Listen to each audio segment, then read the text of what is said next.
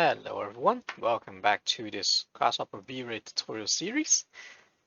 In this last part, what we're going to do is try to finish up our script to prepare it for the final animation rendering with V-Ray.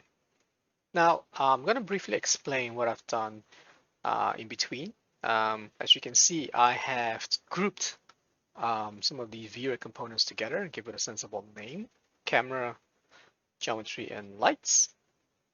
So nothing else has been done. I just grouped these, make it a little bit better, tidy looking, move this to the side, to the right a little bit, and eliminated all these lines, which are just basically connects to all the correspondent groups. So, but if you want to start, you can just download this file. It will be on the Patreon site, free of course. Don't even need to join. It's just the way I use the platform to distribute some of these files a little bit easier. Now, with that said, what we're going to do in this last part is to tidy up. And what that includes is going to be play with the camera. And what I mean by that is we're going to animate the camera. We'll not just have a static look like this. You can animate it. You can go crazy with it. And I briefly touched on this in the last video where we're basically trying to say, all right, maybe we can have a camera that starts somewhere here and then it moves, or if you want to go crazy, you can move it upside down, left to right, maybe zoom in fast. Maybe there'll be something that's up in your alley. But I'm going to show you just a quick way to sort of like animate a camera along the curve. And as a bonus, I'm also going to show you how to use a camera component from a different plugin in order to get real-time camera position based on our current frame, based on our timeline. And that is going to be, for that you will need this plugin. It's called Heteroptera. And we'll be using the camera, where are you? Can't find it. Where is it? Oh, right here. The camera crane, this one. So we'll be using that one to get real time as we, move a slider so we can actually see what roughly we're going to be rendering instead of coming in here and click on look through camera, and then when we move the frame, look through camera again. So that's not really convenient. So this just offers that convenience. So if you want to know more about it, go ahead and find Heteroptera on Food for Rhino website. You can download the latest version. I believe the version I have, I don't even know what version I have. I think if you have the latest version downloaded, you should be fine. Okay, it seems I have version 0498. So if you really want to have the exact one, that's the version I have, but I always recommend you download the latest version. So we're going to do that for the camera. And for the geometry, we're actually going to include the geometry for our lamp model, right? And we'll top that off. We'll finish this part. We'll finish this tutorial series with that inclusion. Now, with the lamp model, of course, the lamp needs to have lights. So we'll also touch on our Vray lights, maybe play around with this and add the lights for the lamp model. The little fire that's lit sort of like underneath the lamp. Oops. So let me switch to that. So it will be like within here, you have the little fire. So we'll use Vray lights to sort of like imitate that. I think that's about it. And if there's something else that comes to mind while we're doing it, I'll surely include that. But that's going to be the gist of what we're going to be doing, or what we're going to be covering in this last part of the tutorial series. Right, so let's start with the first one. It's going to be the camera. So like I said, you do need this plugin if you want to have a real time of your camera movement. But we'll start with dictating some sort of like path for our camera. First, we're going to need a curve, of course, because our camera has to run this. You can see this as sort of like rails. Ooh, my top view is a little bit messed up. So I'm just gonna quickly reset that to the top view. All right, and I don't need to see all those lights. I'm just gonna turn those off, and that too. Actually, I don't even need to see any of these. You can all be off. Thank you. There we go. Actually, you guys too. Off. There we go. I just need to see this. These are? Oh, those are the strings. Why am I seeing a point? Why? Where do I have a point? Here? Well, that's interesting. Somewhere. Oh, here. Ah, yes, of course. That's on my camera. All right. That's okay. We'll need that anyway. So for the camera, I'm gonna move this here because I know I'm gonna have to do something before that. I'm just gonna copy these points. I'm gonna make one more, just gonna copy that one. And the reason for doing that is because I want to create an interpolated curve from 3 points. So starting from the first, I can actually drag here. Let's say I want to start somewhere like there. And the second one is going to be somewhere here, and the third one somewhere there. Okay, now I do have to turn off the other 2 points because now it gets a little bit confusing. So if I now make a interpolated curve, interpolate, where are you? You are here. Now you could just connect all these here and then you get your points, but to make sure that these points are in the order that they should be, what I tend to do is I combine them in an entwine instead of the merge, because the merge can still mess up the order while the entwine is basically put them in a branch, and what we do afterwards just flatten them. So making sure that they're always in the order that we specify the input in, and then we connect them. So there's our curve. Now, what we can do with this curve, right? We can set our position of our camera onto this curve. But in order to do that, in order to couple that with our timeline, we need actually one extra component, which is this fraction, which we already have from this Vray timeline. So we'll just grab that. We'll call this, what is this? It's a number, I think. Yeah. Just we'll grab that. And actually, I'm gonna take the name here so I don't have to fraction. Yeah, makes sense. Or you could name it something that makes sense to you, of course. So I'm just gonna include this. Oops, not ungroup. Add to the group, and then pull this out. I'm gonna place it right there. Put it as hidden. Now the reason why I want this fraction number, right, is because I want to move the camera from this curve, and I want it to move from a domain from 0 to 1. Because I don't want to care about how long this curve is. I just need to know the end is 1, the beginning is 0, and this fraction number is perfect for that kind of evaluation. So in the end, what we're going to combine it is we're going to say evaluate the curve, right? This curve. Actually, I'm going to start hiding these. Maybe I need those two. I need this one. Sorry about that. And then I'm going to put the fraction into the t parameter. Now you don't see, because our fraction is about what? It should be 1/3, so it should be here, but it's still not. And that's because we need to right-click on any of these two c's and reparameterize. And what that will do is make the curve from 0 to 1, regardless of how actually long it is. It's just going to be 0 to 1. And now, oops, I tend to do that. That's my shortcut of my mouse. And now we can see that actually is somewhat in 1/3. And now we can connect the P, which is the point, to the position.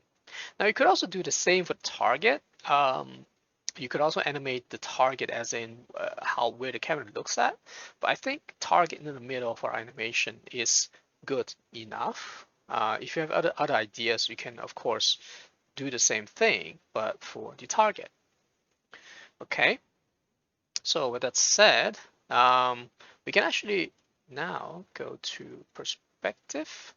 If we do look through camera, you can see what that view is. And you can see that we're actually looking quite upwards. But that should be because our points are somewhat down, if you know what I mean. It's quite below the actual object. So what we're going to do is, well, we'll raise them up a little bit. As you can see, our curve change with it. So you can do actually sort of like pan from up to down, that sort of things. Which one is this? That's the middle, I think. Yeah. So we can also change that up a little bit. We can also do this up a little bit. So it's going to be a little bit sloper down, like we see here. Actually, we might do it a little bit up, something like that. And then we can right click here and then say, have this selected. Otherwise, we're going to change our right view into perspective. This looks okay. This actually, okay, for this, I think it's better to have all our geometry. Ooh, okay. Well, that looks okay. That looks okay. Actually, I want to turn on save frame because then show. Can I have the other area gray? I forgot where to set that. Yeah, okay. I forgot where to set that gray. When you're in the save frame, make the other area gray so that it's a little bit easy to see where the save frame is. But this is still doable, so I'm just gonna live with that for now. Right, so right now we actually have a camera animated. So if you do an animation, our camera will move. So if I change this, right, to a different view number, because now that we have all points on, it's gonna take a while. You can see, if we right click here, our camera would have moved. But you don't want to do that every time you move the time frame, right? And that's where our friend Heteroptera comes in from the camera crane. Did I delete the other one I showed? I think I did. Okay, that's okay. We'll just type in camera crane. This is the one. We'll put it, yeah, we'll put it down there. It's fine. We'll put we'll pull those guys down a little bit to make room for this new boy on the block. Camera. Well, camera location. Well, it's going to be this one, of course. The target. Well, target is going to be the same thing. Now, the lens, I think we should refer to this one, but since we're not using this one to render, we're not using any of these outputs from this camera. We're basically using it to give us an idea of what we're looking at. We don't really need to look at that. Unless something changed and something really weird happened, then we might have to change. But I would assume that we can leave that as is. Now this is where the magic happens. The refresh. Default is set to true, so that's fine. Okay. For the view, we do need to say, all right, which view do we want you to act upon, right? We'll just right click on the view. You get the idea. You get the options to choose. So we're gonna just say perspective because that's where we're gonna render it. But if you have a different name view for your render camera, like here, if you say something like most people will have maybe like render cam or stuff like that, you know, you can also choose that. It will also show up here and then you can choose that. All right, to move a little bit faster, I'm actually going to turn off all the points. And do I have randomize, reduce? Nope. I think I have a pattern. Yes, I did. I'm actually going to increase the pattern steps in order to show even less points so that it's a little bit easier to work with. And now watch what happens if I come back in here and you see how the camera's now moving? So now the camera's not moving. It actually moves along with the timeline. So now we've actually set up that and we can see what we're going to get without having to right click here and look through camera because that's going to be the same thing, right? So when you're happy with that, you can actually make a test render. We have, what do we have? Interactive. Yes, that's good. So I click. Oh, that was actually a previous test rendering I did with the lamp model. So this is how it sort of looks like. I would say it's okay, but I think we could even lower the whole animation down a bit because I see some droplets being cut off, but we'll fix that later on. It has to do also with the camera. I can actually silence this one. Let me see. Actually, can I move this a little bit here? There we go. Right. Where was I going with this? Right. So we can actually move, instead of the whole animation, we can actually move a camera a little bit up, even like that. You see how it now also changes what we're going to be seeing. So we can have something like that. Should be okay. Let me do one quick test render. I would say this is acceptable. Yeah.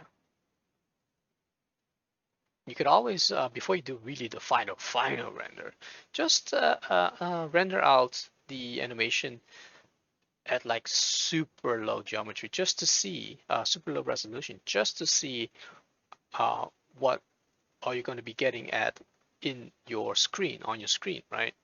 So you don't have something that's awkwardly cut off or stuff like that. So I'm happy with that. So what I'm going to do is actually going to select everything and then include that in here. Actually, I'm going to move these guys a little bit like that. I actually don't want to take too much space. I'm going to put you right there, my friend. There we go. All right. Use rear camera, yeah, that's fine. Okay, so that's about it for the camera. And next we can move on to the, setting up a lamp for rendering, including all the lights. Now, obviously, we need to have our geometry set to the lamp. So I'm going to go back to the model selector, click on the other one. Actually, it would be nice to name this.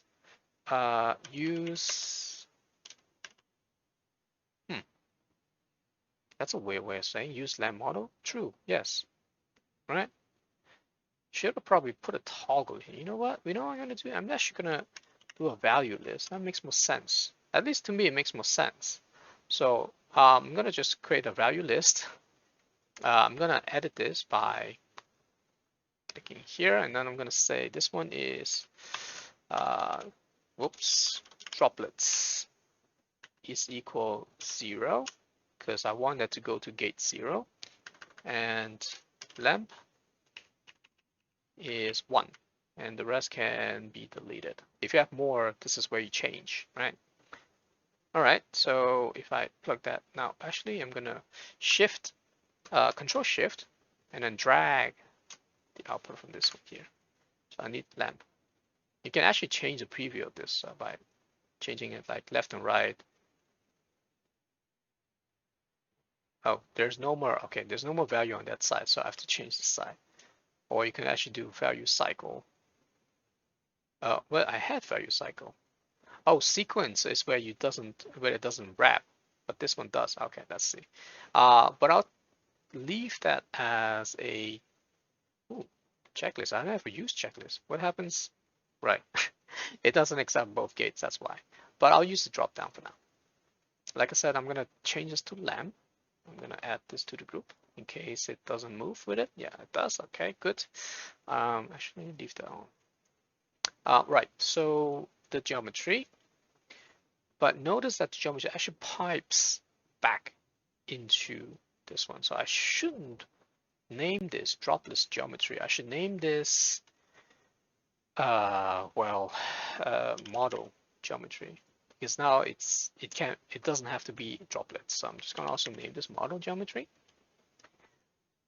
Oh, this is also something I've tested before the recording of this, because I've also made the material name already in Vray, but you probably don't have this yet. You probably still have this set to copper polish. So I'm just going to quickly redo this step, showing you how I did that.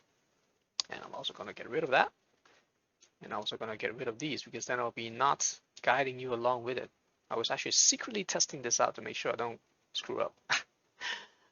Even though I've done this like a couple of times, but still, one last minute check. So to make the paper model to work with the translucency of the paper material, what I've done is I've looked up paper lamp in the V-Ray on your Rhino, and surprised to me when I first saw this, there are actually paper material called paper lamp. Now I've tried all of these three, and I found generally that the paper lamp simple B 20 centimeters is working the best, but you could test all these out yourself. So when you're happy with one of these, whatever you choose, you can even choose some other plastic. You can even choose glass if you so desire, assuming that it allows light to shine through, because we are doing the lamp, and light inside that little paper lamp should be able to shine through. So when you're happy with it, you just drag it to the center, and you see three materials pop up, and that's because this paper lamp model is actually a combination of two different materials, as you can see here, front and back, because that dictate how the lights will shine through this paper material. That's what makes this up. Okay, so once you've made that, you can actually close this window, and when you come back to the selector, you'll be able to select all those materials, including the front and back. But you don't want to select that. You want to choose the one without the front and back. So it's going to be this one. So select that, and now our paper actually set up, except for one thing. There's no light. You can actually go ahead and render how that looks like. So if you do render,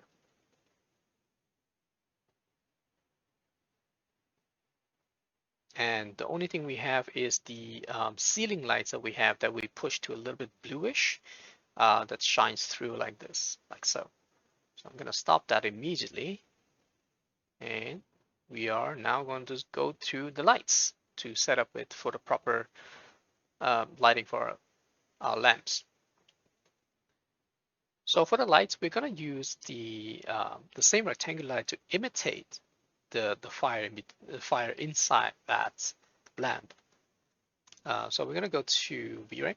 We're going to drag in a rectangular light. Yes, this is rectangular. We're going to make it into a disc soon enough.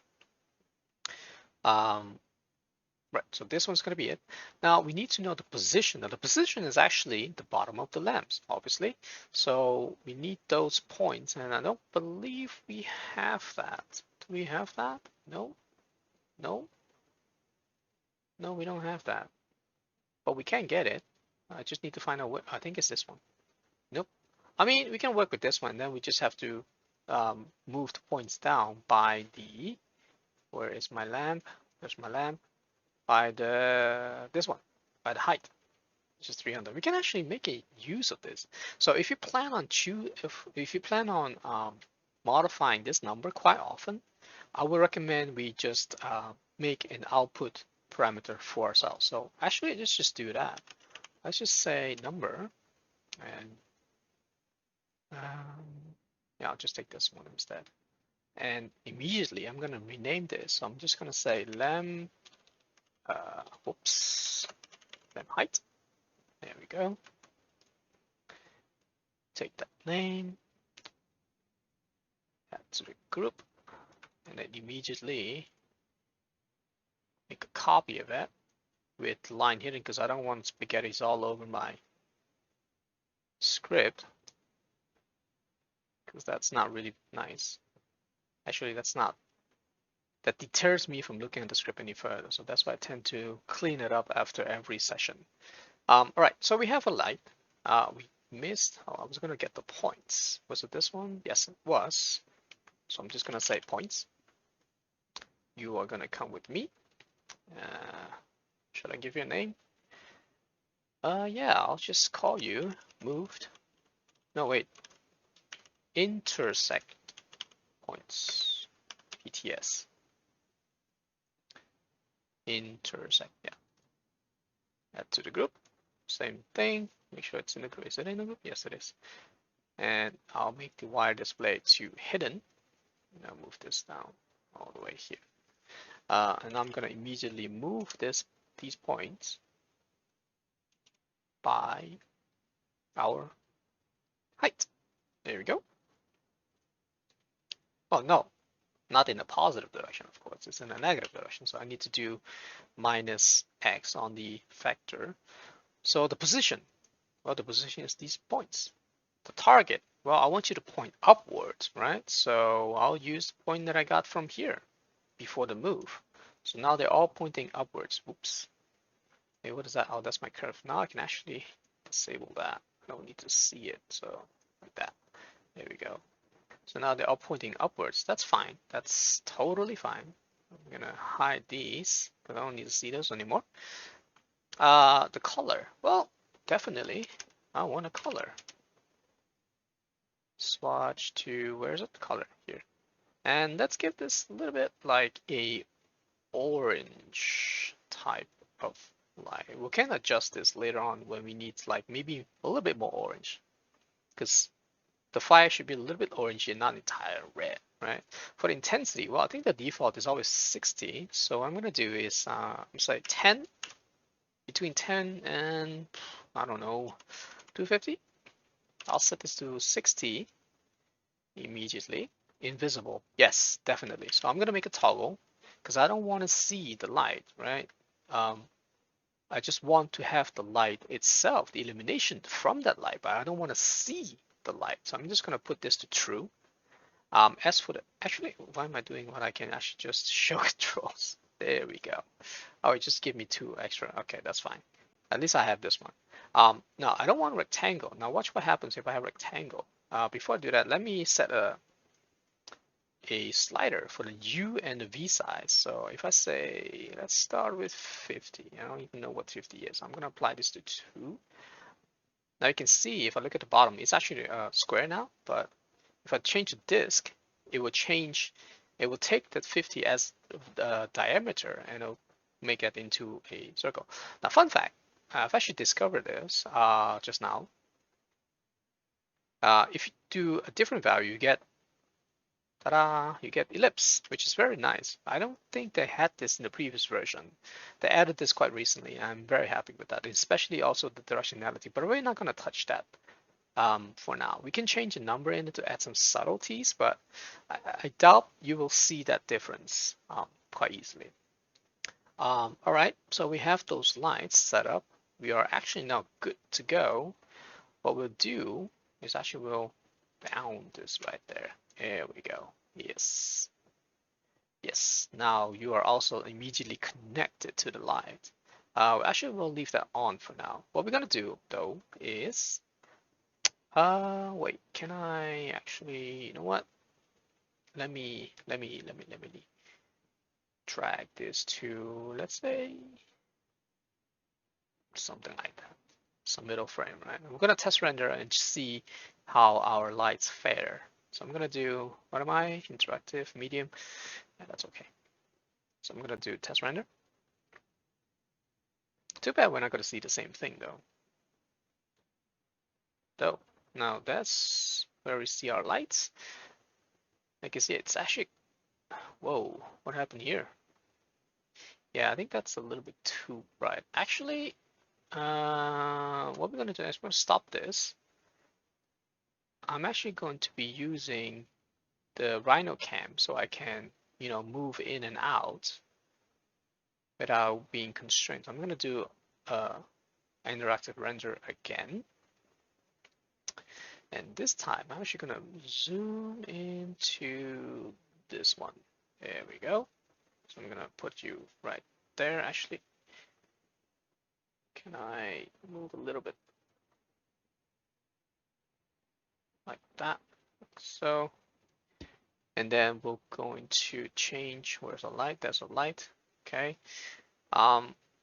This is way too bright. It doesn't look anything like a fire. So what I'm gonna do is, first off, I'm gonna decrease the disk that you see underneath. Oh, you can't see in this view. It's a bummer. Yeah, but we're gonna decrease the disk size to half of it. Let's say 25. And while we're doing that, we're actually let's kill off the ceiling lights so we can actually see a little bit better. Now this looks already a lot better, right? And maybe we can pump up the intensity to 100.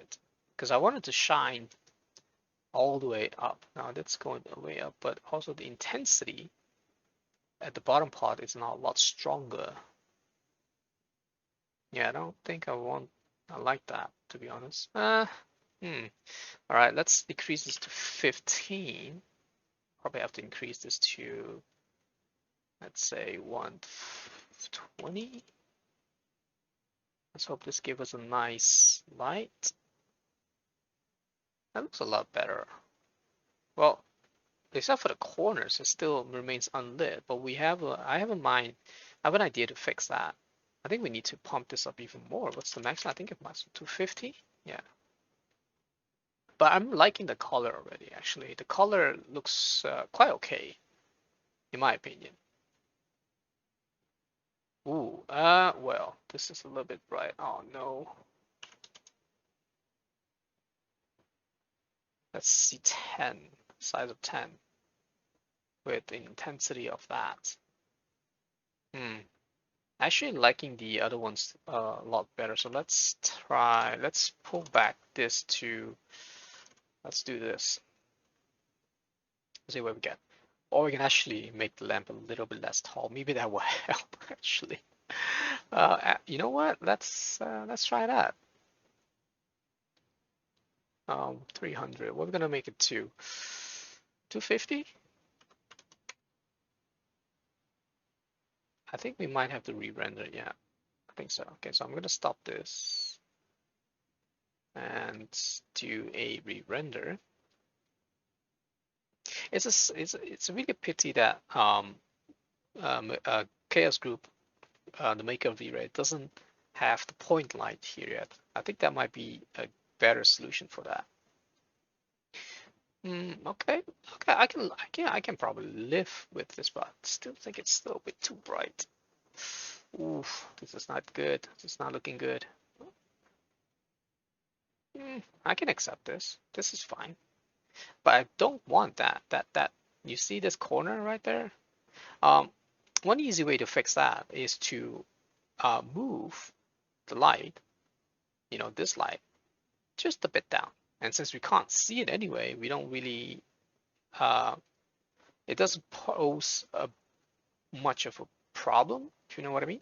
So what I'm going to do is I'm going to actually add an addition, right? From the height of the lamp, and then I'm going to add a slider. Let's say, let's start with 20. Oops, come on. Connect, there we go. I might have to re-render, I think. No, I don't have to. Okay, that's cool. Now this looks a lot better. At least the weird gray area is gone, but then my light is now, down a bit. Let's try 10. Maybe it'll be like a lot better. I don't think 10 is gonna be, I mean, still acceptable. Yeah, to me this is acceptable. So this is fine. Actually, I'm gonna play with the directionality a bit. Let me try 0.2. Let's see if that helps any of this. Should soften up a little bit. I'm not sure if I'm seeing a difference. So sad I can't really access the history panel of this one because I'm inside rendering from Grasshopper. Well, this one looks like this. I'm not sure if I can switch. Yeah, I can't even set this to A or B, so that's really sad. Actually, let me put all the way to 1. Okay, seems our light is entirely gone. All right, that's not what I expected. What about 9? Ooh. Oh, now it's lit up. Okay, well, of course, directionality. Now the cone is a lot smaller. And this is how it looks like. Interesting. Okay. 0.1, maybe? Okay, I'll leave it at 2.1 since 0.2 seem to be introducing back that weird thing. We can actually get rid of it even. I don't think it even makes a difference on second thought. But this is one way you can quickly make that light shine through. Now, or we can fill the gap. Why is my camera rotating so weirdly? There we go. Actually, this is still weird, but I think if I do this, yeah, focus on this middle one, since that one seems to be standing a little bit straight. We can actually fix that, fix the grayish part with our ceiling lights. Now, initially it's blue, and what we're gonna get is, well, this is not that bad. This is actually quite nice, although it looks a little bit weird. But no, we're gonna try something else. We're gonna try a color that matches. Oops, not green. That looks horrible. Let's try that one. Make a whole lamp like as if it's been lit up. But then I think this is a little bit too strong for my lighting. Let me dial this down to about that.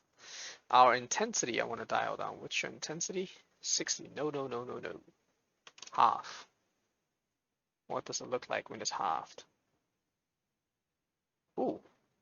Yeah, that looks a lot better. That gives that eliminates the grayness of the previous one, and then give this one a little bit better. I might even dial down. Just let me try 20. I think 20 could be it. Right. I might leave this at 20 because I think 20 is just about enough. I might even pull this down to 10, but we'll leave this at 20 and see how it goes. All right, so that's for the light adjustments for the lamp. Well, what we can do is then when we switch to the other model, we can even put a filter gate here that turns any of these on or off. Actually, maybe even this one turn on and off. So that when you switch this, the lights also will be switched. But I haven't found the way. Well, you could switch this one to be the respective material, so that when you switch, the materials will get switched to. So maybe, yeah, let's do that. All right, let's take, where am I? Let's actually, let me output this value. We're gonna call this a number. What name do I have? Oh, just list. Okay. Model selected.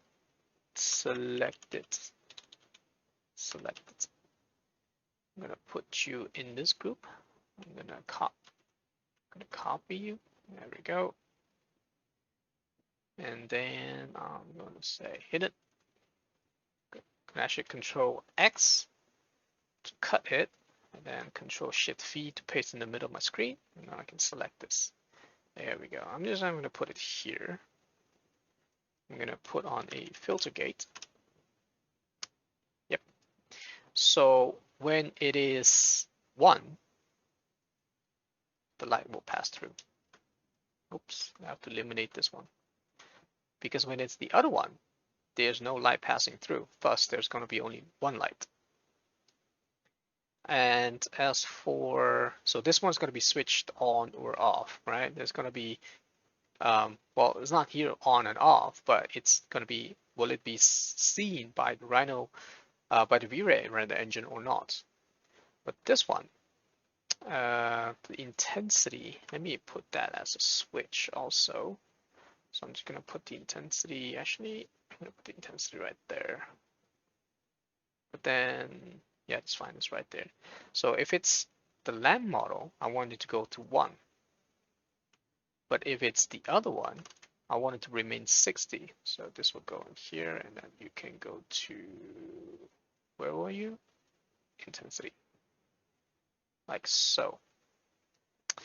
Now, as for the color, I had a nice blue color for the other one, didn't I? Something like that's a little bit lighter. So I'm actually going to do the same here.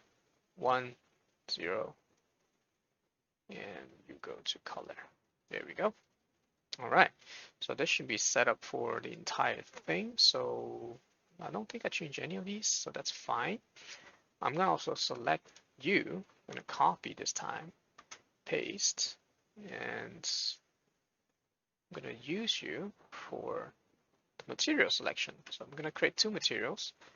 The other one's gonna be copper. And filter gates, filter gate. You here. Copper's gonna be that one. You here, there, go. All right. Now I just need to add these to the group. Add these to the group. Move it up there. Align it a little bit better. And let's see if it still works. So if I do a render,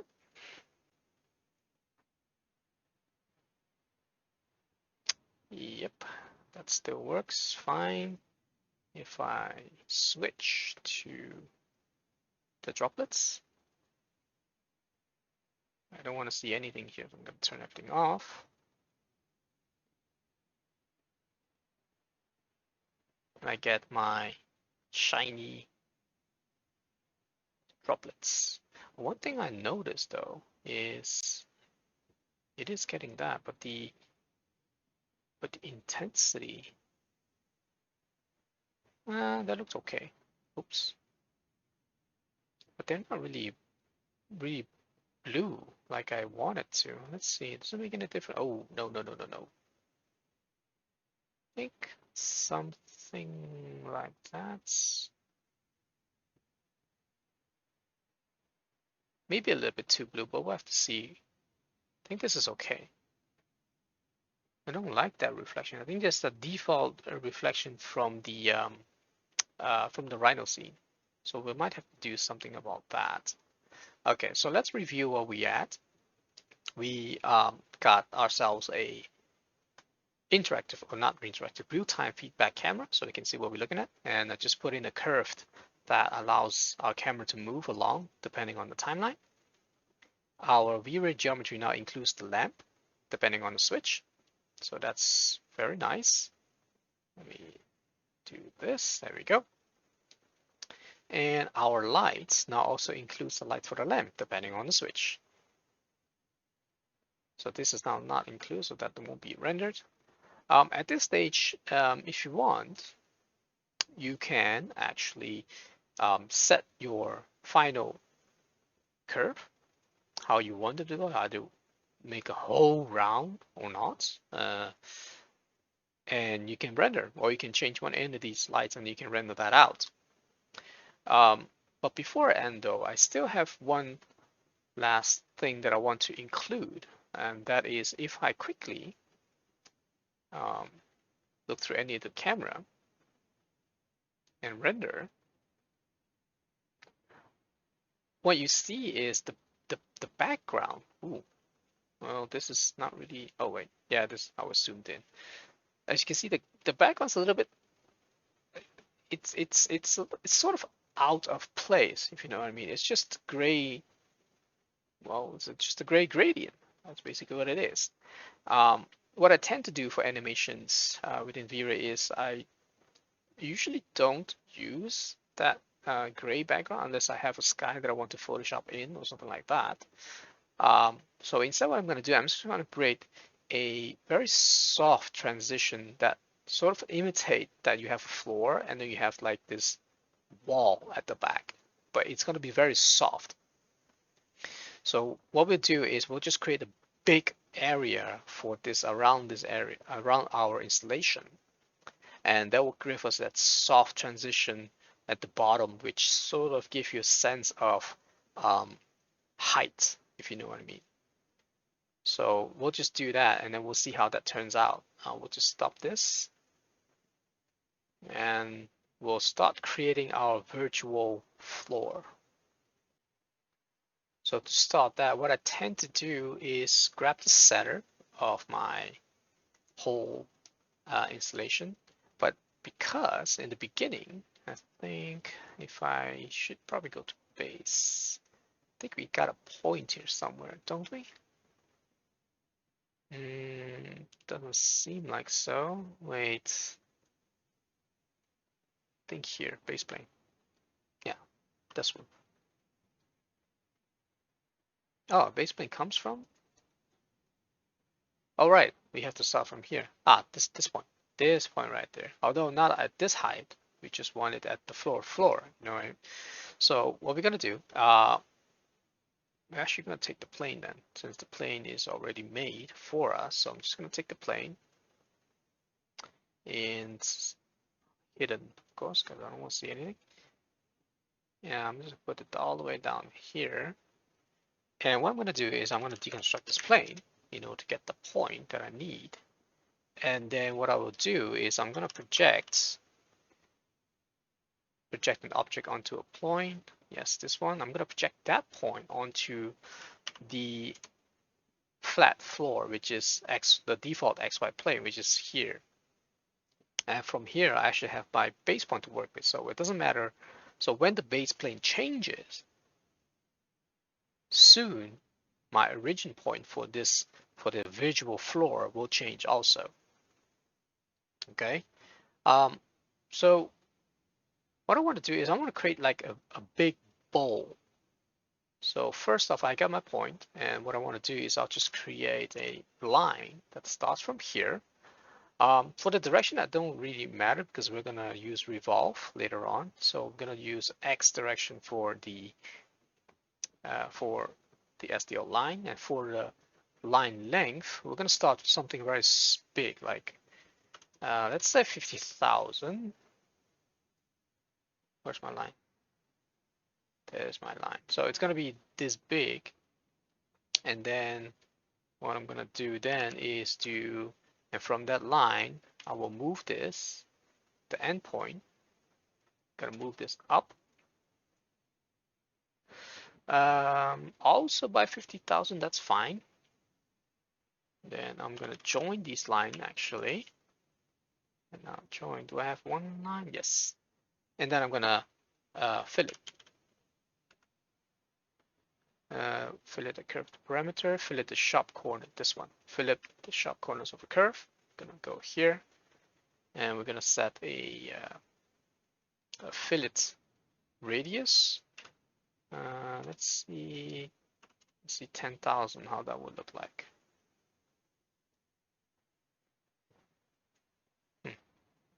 That's weird. Invalid curve. Oh, is it too long? Invalid curve. What? Oh, right. Of course. I haven't joined any curves. I should need to include that one. And then now do I have one curve? I do. Okay, good. All right, there. There is our fillet. So if you want to even increase that to, what does 10,000 look like? Like this. That's okay, I guess. Okay, and now the magic is we'll do a revolve. So the revolve takes a profile curve, which we have right on the screen, a revolution axis, which is where it will rotate from, and 360 degrees, right? So we're gonna plug that one here. We're gonna do all this hidden. The axis, well, the axis to revolve is actually around the center point here, but we can't just use an axis. I think it always takes a line. Let's see if I include this one. Will it revolve? Yeah, it doesn't revolve. It does need a line. So we're gonna quickly do an SDL line from the base point. The one that's been moved here. Let's take that one. And direction is gonna be the X, the Z value, because it's gonna go up. The length doesn't matter. It just needs to be a line. So I can use that, and then it revolves. And if I zoom out, this is what you get, a big bowl.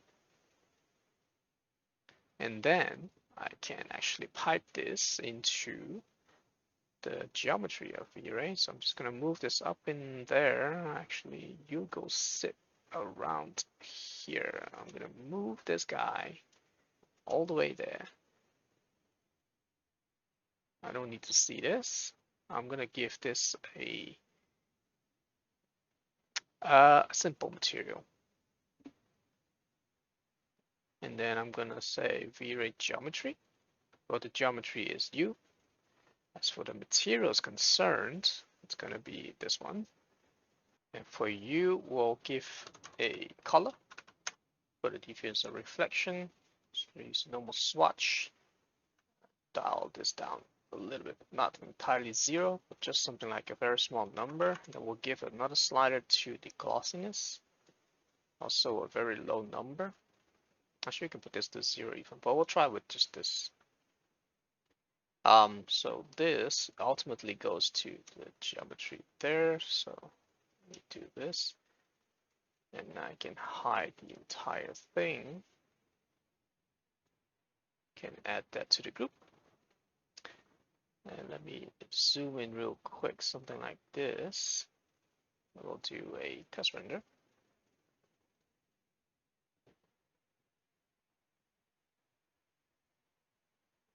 Can move around a little bit.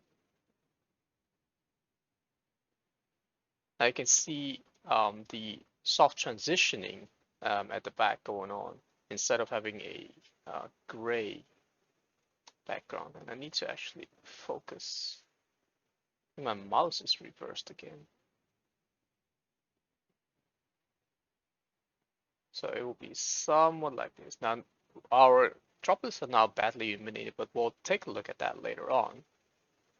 But it's about the background that it has. Now we have the soft spot at the bottom, which comes from the light of our ceiling randomized, circular disc lights that shines from the top. And at the back, you can see that it is now offering, it's much smoother. You can see that this is not actually the floor, and you can have a sense of a room in a way. But if you're unhappy with that transition, you want to make it smooth, you can actually increase the radius of the fillet. But you do need to re-render this just to make that overall a little bit more smoother, if that is what we're going for. So I'm gonna stop this. I'm overall happy with this one. I'm gonna stop there. And so the next one we're gonna take a look at is actually, the fixing the illumination of our droplets, and perhaps even to play with the camera a little bit, because I noticed our camera curve initially is set a little bit too close that we can't really see the entire animation. So we'll have a look at those two things next. So to start off, I think it's easier to just fix the camera now, so that when we do test render, we will have the final rendering camera position instead of going on and move about. So we'll turn back on the points that we need. We'll turn back on our curve, and we say use your camera. Well, this one is only for the rendering itself, so it's not really that important. But what is important is we drag this about. So as you can see here already, so I'm just gonna actually do this, and then I can move the points in that. I'm gonna disable this plane and pick the first point. Basically gonna look at my perspective viewport and move these a little bit far away until I've seen most, until I can see most of my droplets. So when I move, now this is where it starts to get out of frame. So what I'm gonna do then is I should move the entire thing a little bit out. Probably this one also have to be moved like that. So I can actually come back in here and preview this a little bit better. I think this should cover. I might even have to move everything even further, like so. And then the first point also a little bit further.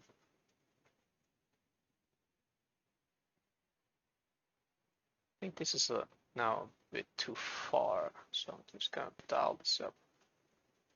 Actually, to make it a little bit easier, I'm just gonna quickly move these 3 points right there so that I don't have to move. I might, is my up vector not set? Oh, that's okay. Yeah, position, target, tilts. There is no tilt, so that's fine. Well, we are at, okay, let me start from the beginning. It's because we are winding down a little bit too much, so I might have to do that. So we start from something like this, so maybe this one is a little bit too much. Go this. Just gonna move you a little bit like so. Actually, like so. Move. It will render. It will render.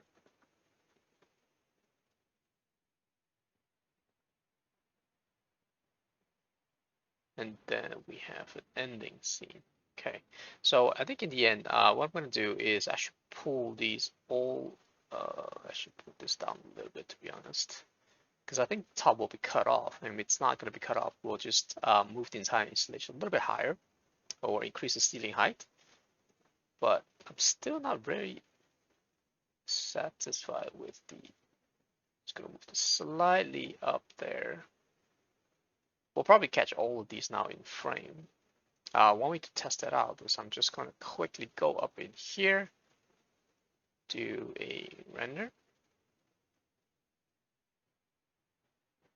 Oh, right now I have the wrong camera now. So I'm just going to select my perspective, make it active, then do another render. Yeah, I think this one is a lot better because now we can see all our, or at least most of our droplets, if not all.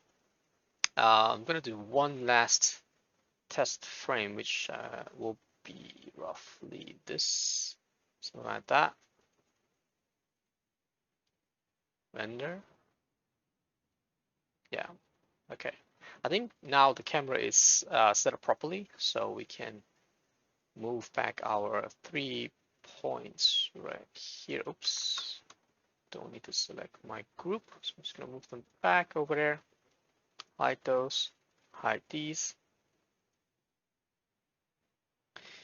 and we're good to go. And we'll move this up a little bit, like so.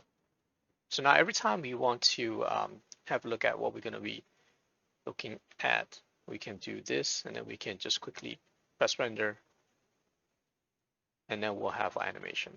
I will have a test camera position set up properly. If I have to be picky, I might even come back and readjust this, but that's leave it entirely up to you how you want this to be. The reason why I mentioned I might come back and adjust this is I actually still think that our camera is a little bit too high up. Usually I tend to have the camera more or less on the same level as our droplets, which it is now, but I might even put this a little bit down. But I'm actually also okay with what we see here. So we're gonna actually move on to the final one, which is to fix the lighting that we have when rendering that. To fix the lighting, the illumination of our rendering of our scene, there's a couple of ways we can go about doing that. We can add more lights. That's the most logical, I think.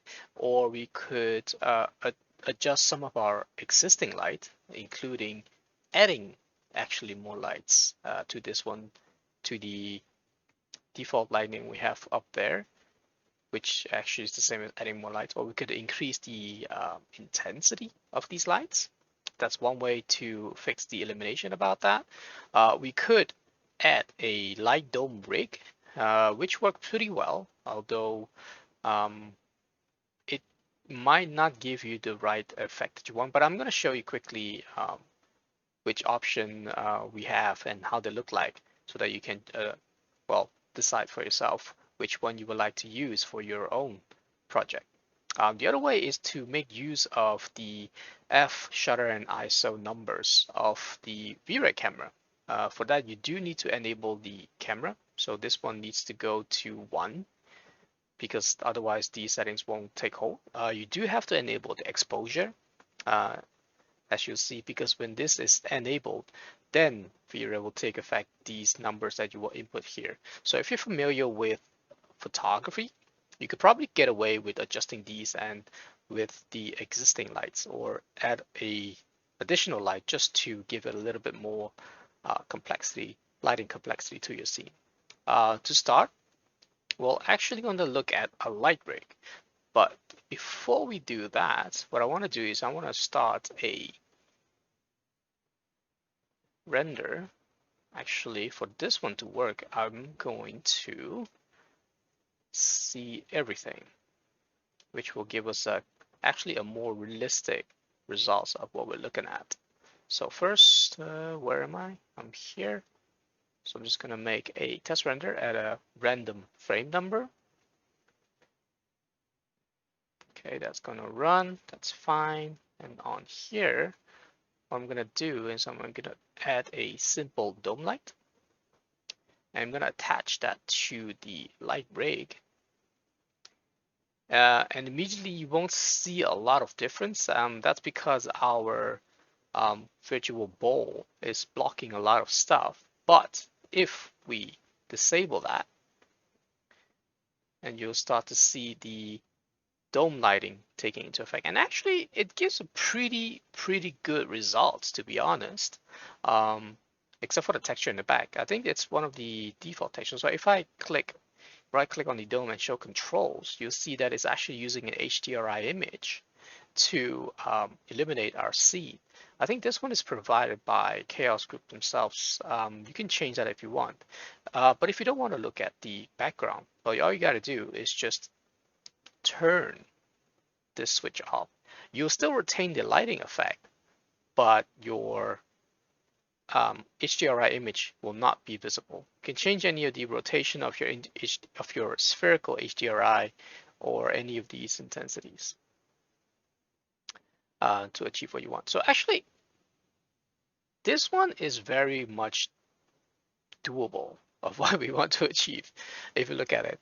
Although a background, well, you can see it this way. You can, well, change your background into something else in production. But what we're actually going to do is we're going to try re-enabling this. That's going to kill off a lot of our, yeah, that's going to block out the illumination because our ball is actually blocking out our dome. But what we can do is, because we have one parameter that controls our ball, what we're going to do is actually for the, actually I'm going to show that here. For the height of our ball, which is this number, I'm going to actually swap this a little bit down. I want to have so much on my screen that I don't really have space to move anymore. We're going to attach this here.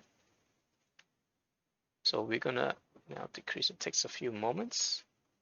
And I'm actually going to stop this for now so I can have a clearer picture of what I'm looking at.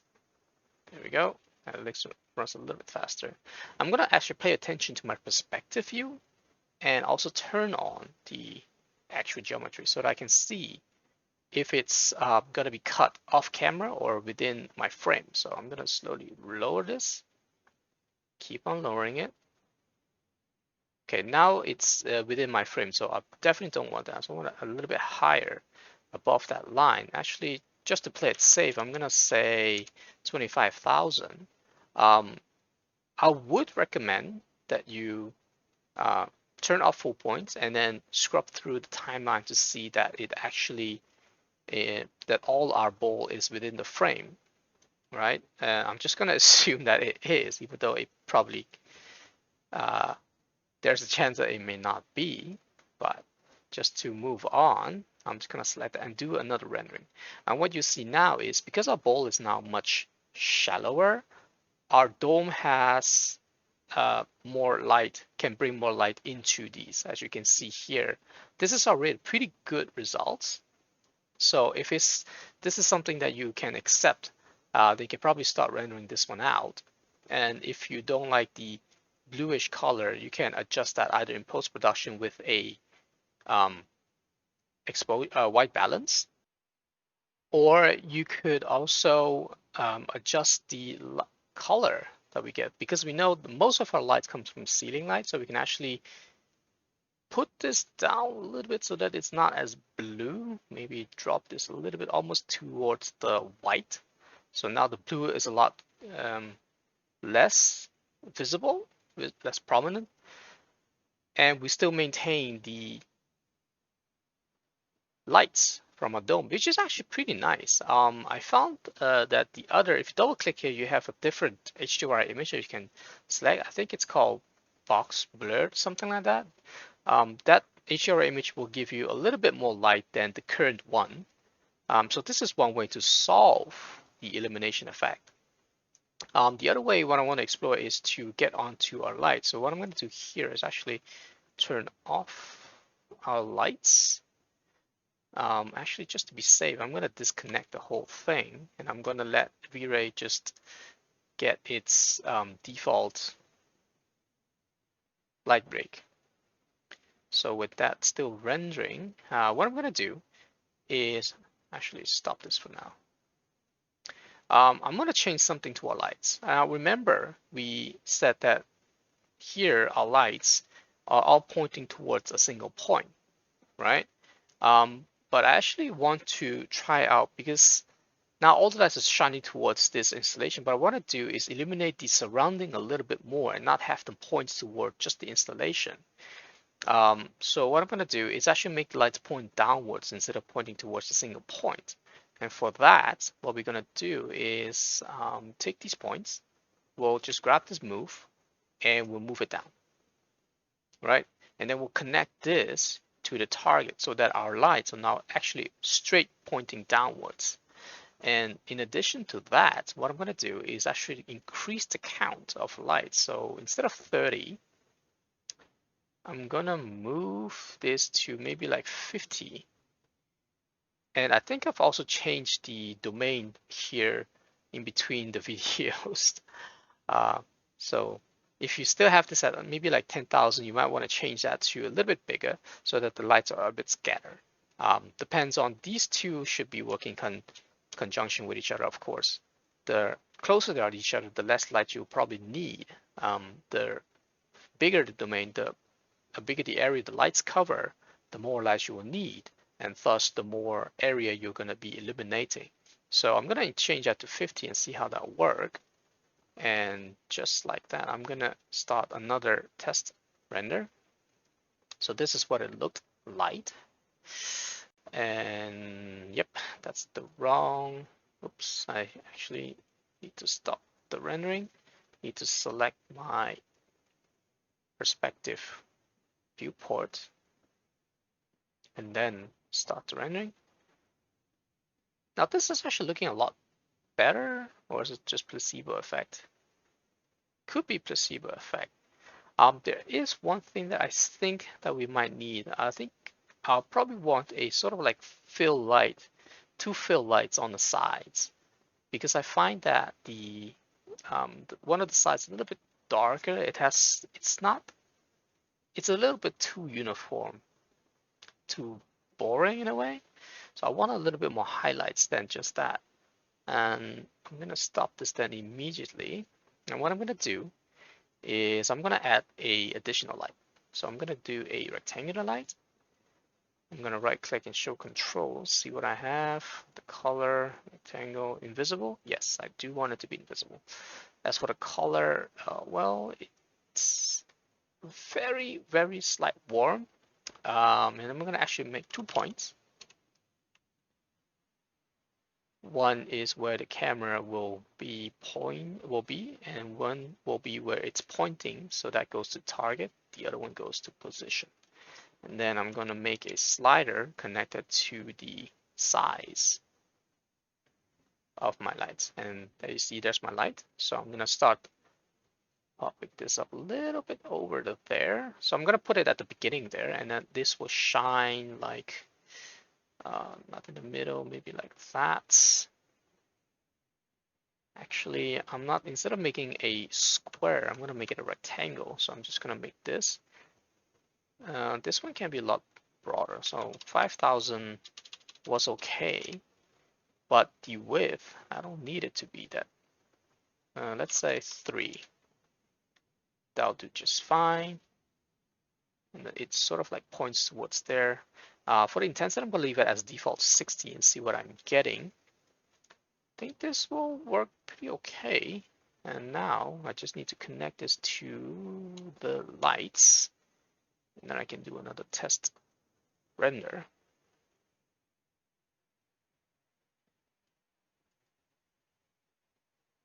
Yeah, definitely that is way too bright. So definitely have to play with the intensity. So I'm gonna put this to, it was 60, so I'm gonna halve it to 30. Connect that here. It's still too bright because the light is quite big and the intensity, well, therefore is amplified. So I want to make this even smaller. 10 looks already a lot better because if I put this off, you see that, well, you don't have the sense that there's light shining on it. If you put this on, you suddenly get a boost of light. But I think 10 might be even too big. So I'm going to put this to 5. Actually, maybe like 6. Or better yet, give it a different color, like a bluish. And then you can even go crazy by adding a second fill light from the other side or even from the bottom. Actually, that might be cool. I'm going to close that. Since I already have this, what I'm going to do is just copy this and connect it to the same light source here. And for this one, I'm going to move it all the way there. It points towards that. Yeah, that's fine. Probably want to make it points. Well, it doesn't really matter. I just need that extra information. I need extra lighting. So now I have 2 lights that sort of like points toward there. I want the other one to be a little bit like so. Well, it could be as wide, but I don't need this to be very tall. So I'm gonna decrease this to about this size. Move it a little bit down just to make sure that you don't fall below your floor line. And if you have problem identifying the floor line, you can turn on one of these lines. So you can see there, the green line dictates the floor line. We're well above it, so that's fine. And for this, well, that's fine like that. We'll do select a frame. We'll do hopefully one last test render. Because I think this part of the video is already going a little bit too long, longer than I would have liked, to be honest. Yeah, I think it's shining now towards that side, so that's okay. I want to make sure, if I can increase this to increase it. Yeah, so that one is shining on those. Obviously, I don't want that blue, unless that's what you're going for. You can absolutely do that. No one's stopping you. Actually, I'm gonna leave a bit blue. I like this blue. Maybe a little bit of color. Ooh, yeah. I like this one. Okay, maybe not 46, but 40, something like that. And the same thing here. Maybe this one I'll do the opposite. Well, not purple. Actually, how does that look like? No. Well, wait. I mean, it could work, you know? Actually, when you have copper, you should probably, or just use the same blue, which is also good. Because copper is already like red, between very close to red and orange, and I don't really want to have the same color, but I also don't want green because green looks kind of scary. So I'm gonna go with blue again. Although now I'm lowering the temperature of my entire rendering to be a little bit cooler. So if you don't want that, you can, well, you could just stick to red or actually orange. Right. That's a little bit too much now. Oh no. Well, the lighting, if I'm doing my own project, I could spend quite a lot of time doing the lighting or just pure white. That's also fine, I guess. Yeah. Well, I'll leave it at this. Okay, maybe. All right. I should probably stop playing with these now. But as you can see, well, lighting is a very big part of any renderings, to be honest. In my opinion, it really dictates how your scene will look like. And now what I have is everything is a little bit too bright. If that's also one thing that you're going for, absolutely go for it. Um, but to me, this looks a little bit bright. So I'm gonna actually lower the amount of lights I have to be somewhat lower. And this, yeah, I like this one. This works pretty well. So I'm actually happy with this. So what I'm gonna do is I'm gonna hide all my lights. I am, let me see. Should I include this in it? Yeah, why not?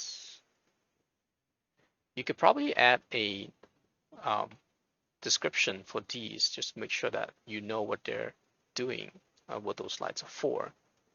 As for the light rig, you can decide whether you still want this or not. So if I were to plug this in, what do I get? Let me set this to true.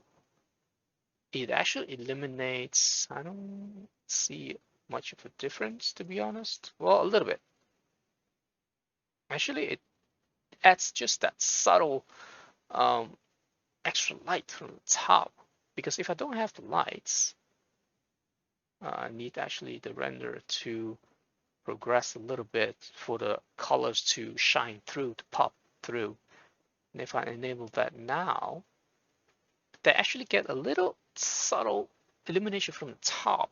So I might actually keep this on, which means I need to give this a title. So, and I also need to give it a proper node. So what I'm going to do is I'm just going to copy this one. I'll make sure that this one is called, oops. I'll make sure that this one is called that, and then you go to light rig. You can go here. I mean another copy, just so it's a little bit consistent with the rest. And consistent is key to everything you do. So we'll try to maintain that. Yeah, I mean the default settings are okay. What's the intensity actually? 1.4. That's a weird number. Okay. Well, works okay. I like it. No worries. So I'm gonna quickly make a scribble for this one. No, you know what? Faster might be just to copy this one, because I don't have to change the size. I don't even know what the size of my font. Vray Light Rig. So I'm gonna group that, and I'm gonna put you next to your cousins, which are the default lights. So I'm gonna put it someone like that. Down a little bit, down a little bit, up a little bit, just to make sure that fits. Shaking. Oh, what's that? Oh, I need to put this all into one group. There we go.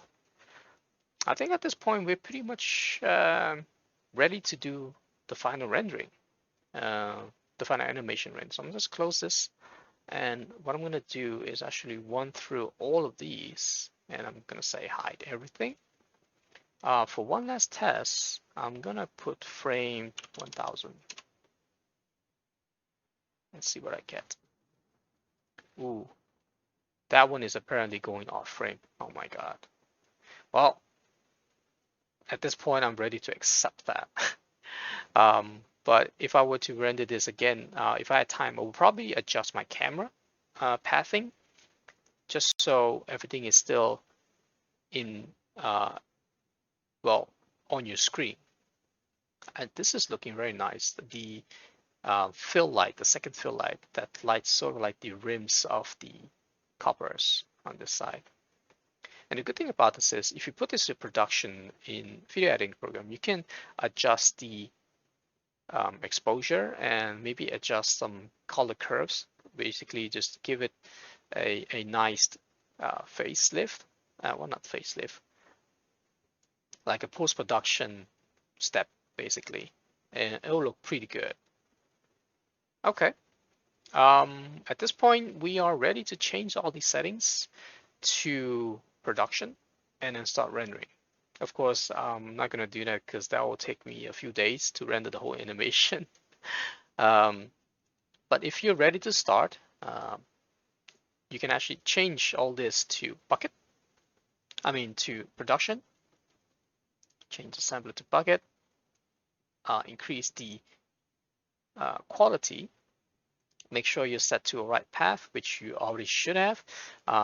Set your final resolution, either full resolution or half, depending on how much time you have and how much compute capabilities you have. And then you can start and then click here, and it will render out your entire timeline. But if you want to start a specific frame, you can actually set it here, the start frame. If you want to end on a specific frame, you can adjust that also accordingly. But just to end this up, what I will do is I'm actually going to go to a frame where I can see a little bit of everything on my animation. Well, I think, ooh, this one looks nice.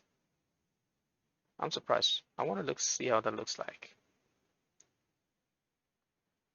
Okay, at this point, we're pretty much done with this tutorial series. So I would like to thank you very much for watching this. Hope you've learned something new. But if you've noticed that something could have been improved, do let me know. Or if you have any question at all, do let me know.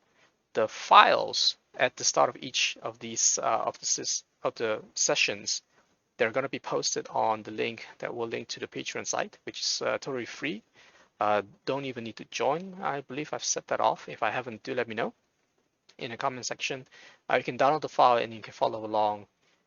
If you have deviated somewhere along the line, you don't want to follow the entire video series again. Thank you for watching and thank you for your time. Hope you learned something new out of this, and I hope you join me again in the next tutorial series.